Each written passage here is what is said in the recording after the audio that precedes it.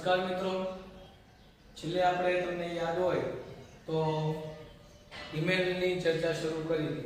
એમાં અલગ અલગ આપણે ઈમેલ જોયા. તમને આપેલા ઈમેલમાંથી જ આપણે એક ઈમેલ લીધેલો છે.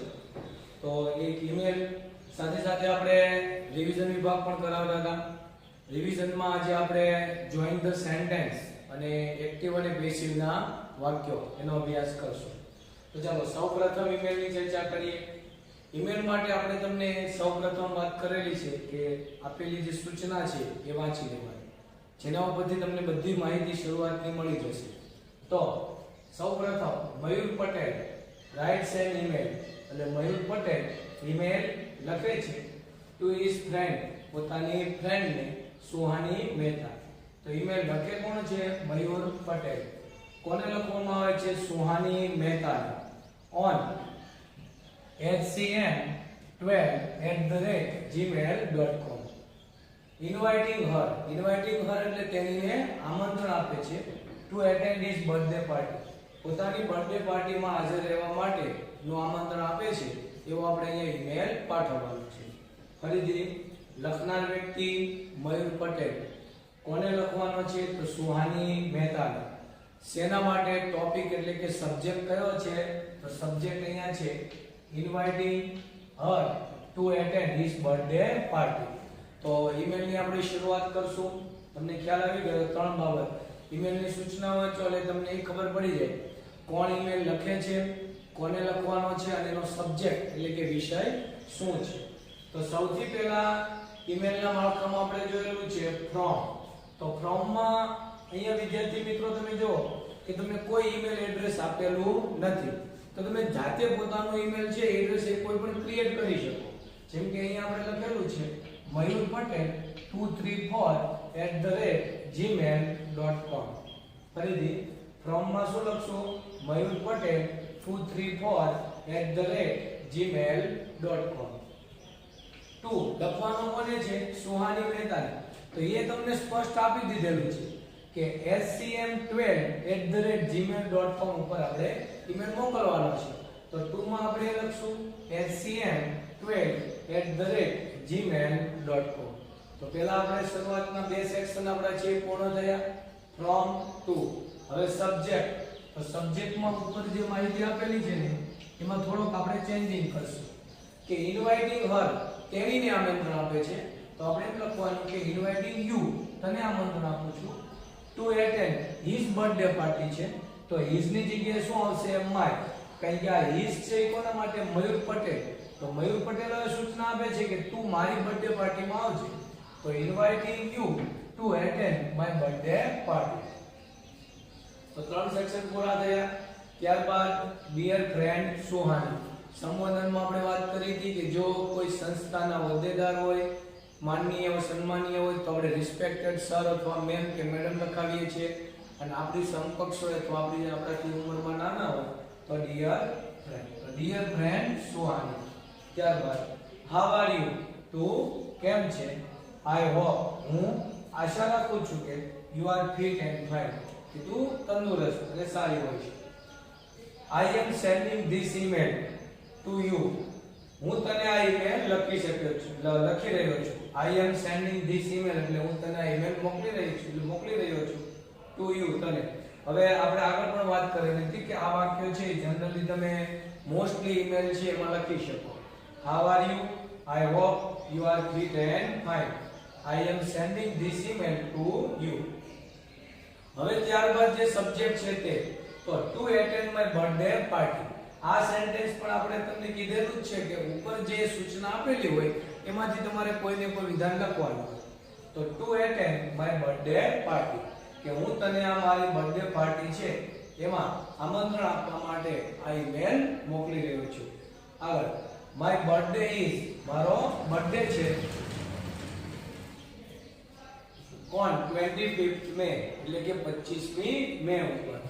આઈ હેવ ઇન્વાઇટેડ એટલે મેં આમંત્રણ આપ્યું છે ઓલ માય ફ્રેન્ડ્સ, મારા બધા જ મિત્રોને. I have invited all my friends, મેં મારા બધા જ મિત્રોને આમંત્રણ આપ્યું છે. આ પૂર્ણ વર્તમાન કાળ છે. આપણે ચર્ચા કરી હતી ક્રિયા થોડા સમય પહેલા બની ચૂકી હોય અને એના વિશે આપણે વાતચીત કરતા હોય. તો મિત્રોને આમંત્રણ આપ્યું હોય એટલે એના વિશે આપણે વાત કરતા હોય એટલે પૂર્ણ વર્તમાન કાળ. તો I have invited all my friends. મેં મારા બધા જ મિત્રોને આમંત્રણ આપ્યું છે. You will enjoy a lot with us. તું આપણી સાથે અથવા અમારી સાથે પુષ્કળ અથવા મોટા પાયા ઉપર આનંદ માણીશ. The party will begin at 6:40 p.m. Party છે એ સાંજે 6:45 એટલે કે 6:45 વાગે શરૂ થશે. Please do come. મહેરબાની કરીને આવજે. ફરીથી આ સેન્ટેન્સ પહેલામાં આપણે લખ્યું હતું પ્લીઝ રિપ્લાય મી સૂન. મને વહેલા જવાબ આપજે. જ્યારે અહીંયા આપણે લખીએ છીએ પ્લીઝ ડુ કમ. મહેરબાની કરીને આવજે. યોર લવિંગ ફ્રેન્ડ. તારો પ્રેમાળ મિત્ર મયુર. તો આ રીતે તમે જોઈ શકો આપણો આખો ઈમેલ છે. બુકમાં બધાએ એકવાર લખી નાખ્યો હશે, બાકી હોય તો પૂર્ણ કરી નાખજો અને એકવાર એક્સ્ટ્રા લખીને તૈયાર કરી નાખજો. ચલો હવે એના પછીનો વિભાગ આવશે જોઈન ધ સેન્ટેન્સ. વાક્ય જોડો, જેને આપણે કન્જક્શન પણ કહીએ છીએ.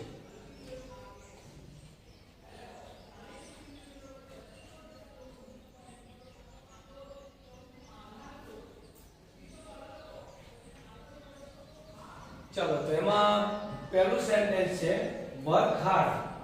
Work hard. હવે જોઈન ધ સેન્ટેન્સમાં મેં તમને વાત કરેલી છે કે સૌપ્રથમ ફર્સ્ટ ઓફ ઓલ તમારે બંને જે વાક્યો છે એનું ટ્રાન્સલેશન એટલે ભાષાંતર કરી નાખો. ભાષાંતર કરો અને ત્યારબાદ કાઉન્સમાં રહેલા શબ્દો છે એનો બરાબર અભ્યાસ કરો અને પછી વારાફરતી 3 અથવા તો 2 અમુક વાક્યોનું તમે ભાષાંતર કરો અને લગભગ તમને ખ્યાલ આવી જ જાય કે આ વાક્યમાં આ જ કન્જક્શનનો ઉપયોગ થશે. તો વર્ક હાર્ડ એટલે સખત મહેનત કરો. You will not get good marks. તમે સારા માર્ક્સ મેળવી શકશો નહીં. સખત મહેનત કરો નહીતર તમે સારા માર્ક્સ મેળવી શકશો નહીં. તો વાક્યમાં આપણે કોનો ઉપયોગ કરશો? અધરવાઇઝ. તો આખું સેન્ટેન્સ આ રીતે બનશે work hard otherwise you will not get good marks. કે સખત મહેનત કરો નહીતર તમે સારા માર્ક્સ મેળવી શકશો નહીં. બટ નો ઉપયોગ આપણે વાત કરેલી છે કે જ્યારે બે સેન્ટેન્સમાં વિરોધાભાસ થતો, જેને આપણે ઓળખીએ છીએ ડિસ્ક્રાઇબિંગ કોન્ટ્રાસ્ટ. કોન્ટ્રાસ્ટ એટલે વિરોધાભાસ. એમાં બટ, ત્યારબાદ ધો, ઓલ્ધો, ઇવન ઇફ, યેટ, આ બધા જે કન્જક્શન છે એનો પણ ઉપયોગ તમે બટ ની સાથે કરી શકો. અને બટ જો વાક્યમાં વિરોધાભાસ થતો હોય તો બટ આવે. પરંતુ અહીંયા બે વિભાગ આપેલા છે કે સખત મહેનત કરો નહીતર તમે સારા માર્ક્સ મેળવી શકશો નહીં. બે માંથી કોઈ પણ એક તો શું આવશે? અધરવાઇઝ. તો ઓર એલ્સ પણ આવી શકે નહીતર. તો વાક્ય બન્યું work hard otherwise you will not get good marks. એટલે તો તમને ખ્યાલ છે એક ક્રિયા પછી બીજી ક્રિયા થતી હોય અથવા બે વ્યક્તિ એક ક્રિયા દર્શાવતા હોય અથવા એકના એક વ્યક્તિ બે ક્રિયા દર્શાવતા હોય ત્યારે આપણે કોનો ઉપયોગ કરશું? એન્ડ. ચલાવો. It is raining heavily. સખત વરસાદ પડી રહ્યો છે. We have to go to school. Have to એટલે must ની જેમ આવે છે. કોઈ ક્રિયા તમારે ફરજિયાત નેસેસિટી છે, જરૂરી છે. ફરીથી must અને have to એટલે ફરજિયાત ક્રિયા છે. It is raining heavily. ભારે વરસાદ પડી રહ્યો છે પરંતુ તેમ છતાં પણ આપણે સ્કૂલે શાળાએ જવું પડશે. તો વાક્યમાં આપણે but નો ઉપયોગ કરી શકીએ. તો વાક્ય આ રીતે બનશે It is raining heavily but we have to go to school. સખત વરસાદ પડી રહ્યો છે પરંતુ અમારે શાળાએ જવું પડશે. હવે જો વિદ્યાર્થી મિત્રો યાદ રાખો આ જ વાક્યમાં તમને ધોનો ઉપયોગ કરવાનો કે તો કઈ રીતે કરશો? સૌથી પહેલા ધો કઈ કે બટ વચ્ચે આવે છે જ્યારે ધો, ઓલ્ધો, ઇવન ઇફ, ઇવન ધો આ બધું વાક્યની શરૂઆતમાં આવશે. તો વાક્ય શું થશે? ધો it is raining heavily. ભારે વરસાદ પડી રહ્યો છે તેમ છતાં પણ અલ્પવિરામ કરી we have to go to school. તો વાક્ય શું થશે? though it is raining heavily we have to go to school.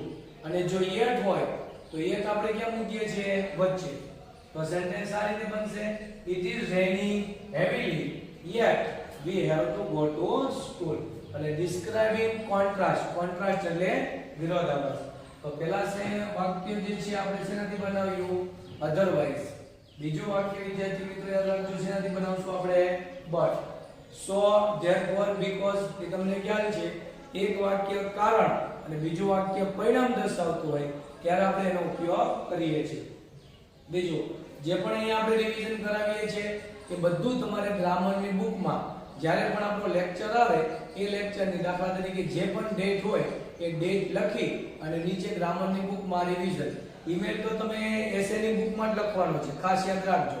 લખાઈ ગયો હોય તો એકવાર એક્સ્ટ્રા લખી નાખવાનો. અને જે પણ અહીંયા રિવિઝન કરાવીએ છીએ એ બધું રિવિઝન તમારે ગ્રામરની બુકમાં જ લખવાનું રહેશે. ડેટમાં દેવાની કે આ ડેટ અને આ આપણું રિવિઝન એટલે ખ્યાલ આવી જાય. તો આ બે સેન્ટેન્સ પહેલા થયા.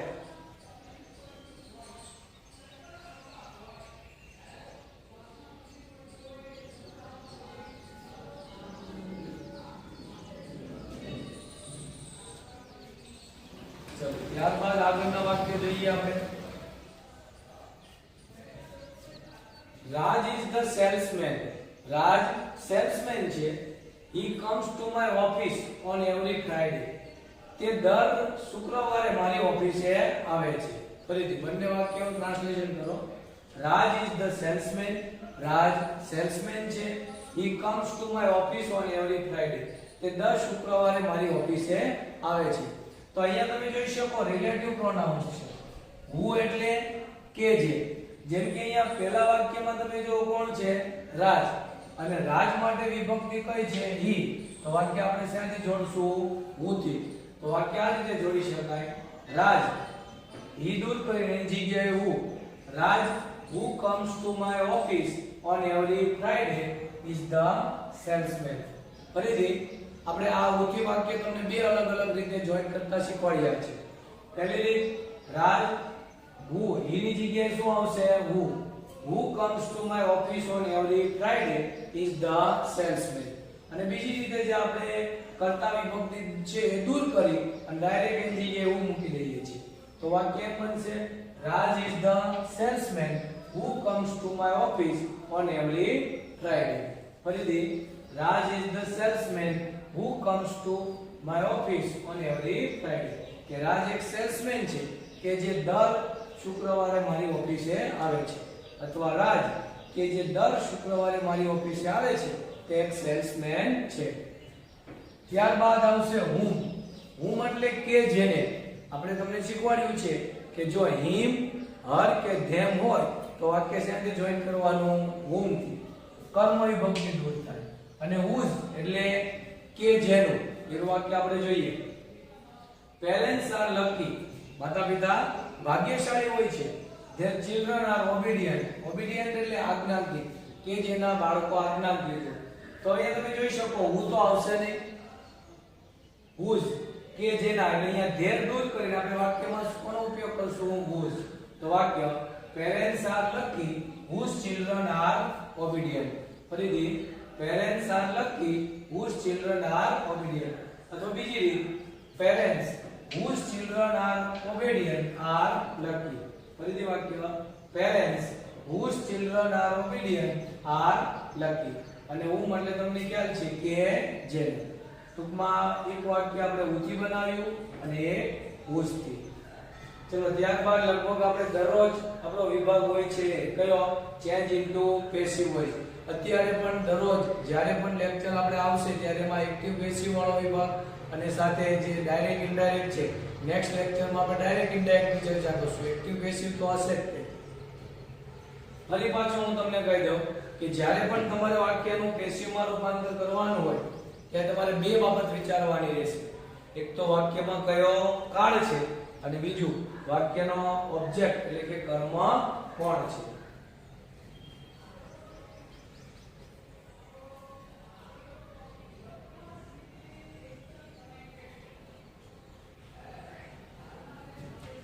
ચલો તો આપણે પહેલું સેન્ટેન્સ જોઈએ.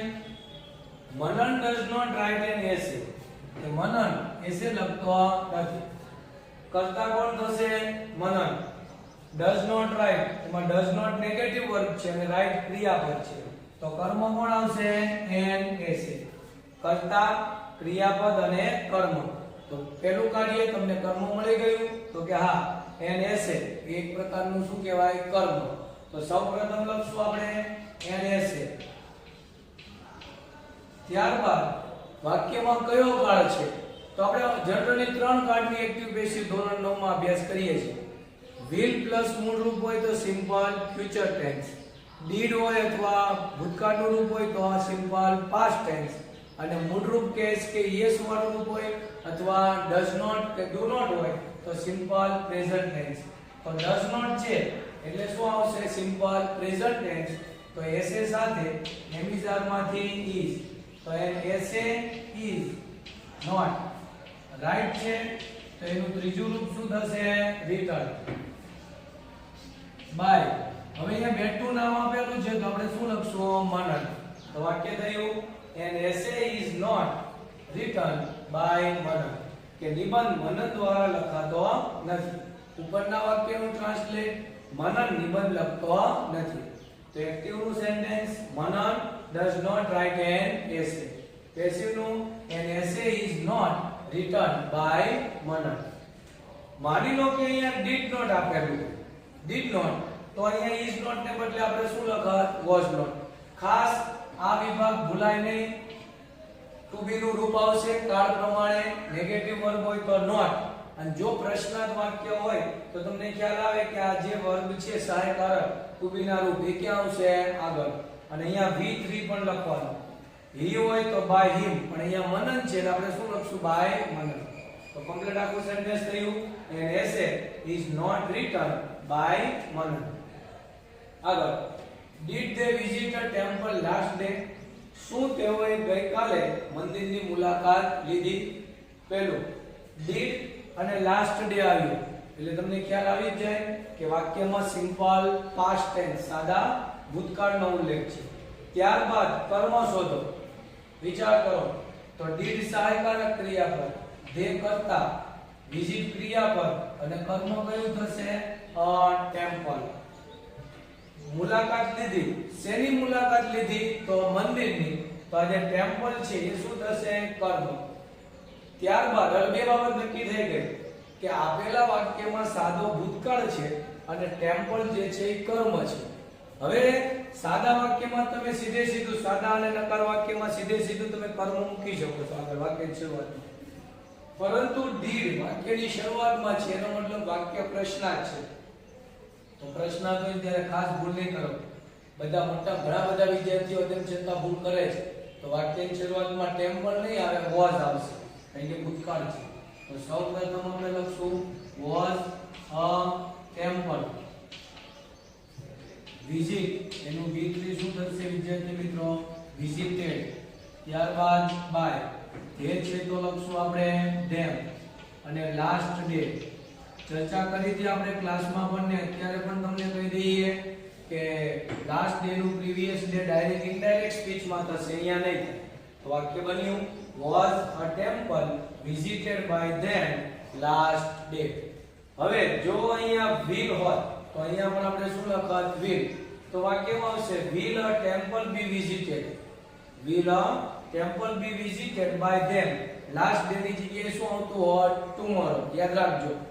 હવે જો અહીંયા do they visit હોત, ફરીથી જો અહીંયા વાક્યમાં do they visit હોત તો આપણે અહીંયા લખત is a temple visited by them every day અથવા તો daily. ભૂલ સુધારવાવાળા વાક્યમાં અહીંયા do આપેલું હોય અને અહીંયા લાસ્ટ ડે આપેલું હોય તો તમને ખ્યાલ આવે લાસ્ટ ડે છે તો અહીંયા do ન આવે, શું આવશે? did. એવી જ રીતે લાસ્ટ ડે આપેલું હોય અને will આપેલું હોય તો પણ ખ્યાલ આવે કે લાસ્ટ ડે છે તો will નહીં આવે, શું આવશે? did. બીજો એક વિભાગ did they visited આપેલું હોય તો visited હોય તો તમને ખ્યાલ આવે કે આગળ did આવી ગયું પછી ક્રિયાપદનું મૂળ રૂપ. એટલે ભૂલ સુધારવાળા વિભાગમાં આ તમામે તમામ વસ્તુ આપણે જે રિવિઝન કરીએ છીએ એમાં કોઈને કોઈ મિસ્ટેક કરેલી હોય. જેમ કે અહીંયા આપણે વાક્યમાં whose થી જોડીએ છીએ તો ત્યાં who આપેલું હોય તો તમને ખબર પડે who children ના આવે, whose children આવે કે જેના બાળકો. તો આ વાક્ય બન્યું was a temple visited by them last day.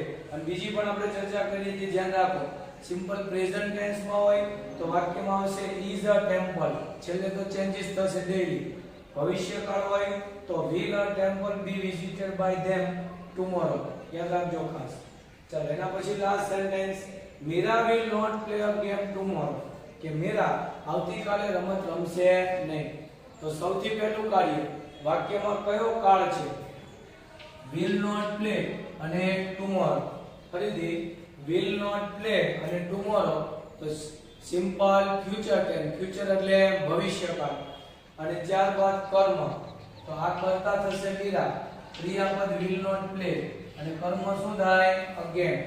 તો વાક્યની શરૂઆતમાં સૌપ્રથમ આપણે લખશું again, ત્યારબાદ will not પેસિવ છે એટલે be, again will not be played, ત્યારબાદ by. હવે નામ છે મીરા તો આપણે મીરા લખશું. જો અહીંયા સી આપેલું હોત તો ખાસ યાદ રાખો તો આપણે હર લખત. સી આપેલું હોય તો હર, ઈ આપેલું હોય તો by him, આઈ આપેલું હોય તો by me, બી આપેલું હોય તો by us, ડી આપેલું હોય તો by them. આ બધું ભૂલાય નહીં. તો game will not be played by Mira tomorrow. અહીંયા પણ tomorrow નું the next day નો થાય, ખાસ ધ્યાન રાખજો કારણ કે ડાયરેક્ટ ઇનડાયરેક્ટ નથી, એક્ટિવ પેસિવ છે. તો મૂળ sentence Mira will not play a game tomorrow. Passive માં રૂપાંતર a game will not be played by Mira tomorrow. હવે જો અહીંયા એક પેલું હકાર વાક્ય હોત તો નોટ ન હોત તો વાક્ય આ રીતે આવત a game will be played by Mira tomorrow. પ્રશ્નાર્થ હોય તો will આગળ હોય તો અહીંયા પણ વાક્ય એમ બને કે will a game be played by Mira tomorrow. ચલો તો આ જેટલા એક્ટિવ પેસિવ ના વાક્યો છે એનો બરાબર અભ્યાસ કરવાનો છે વ્યવસ્થિત રીતે.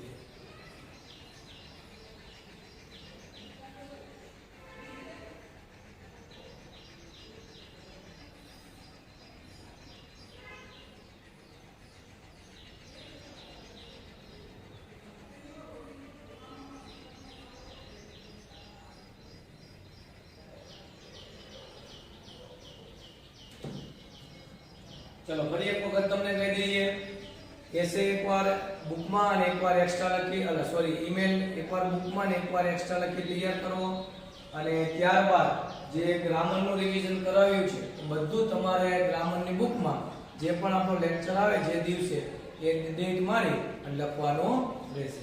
અસ્તુ.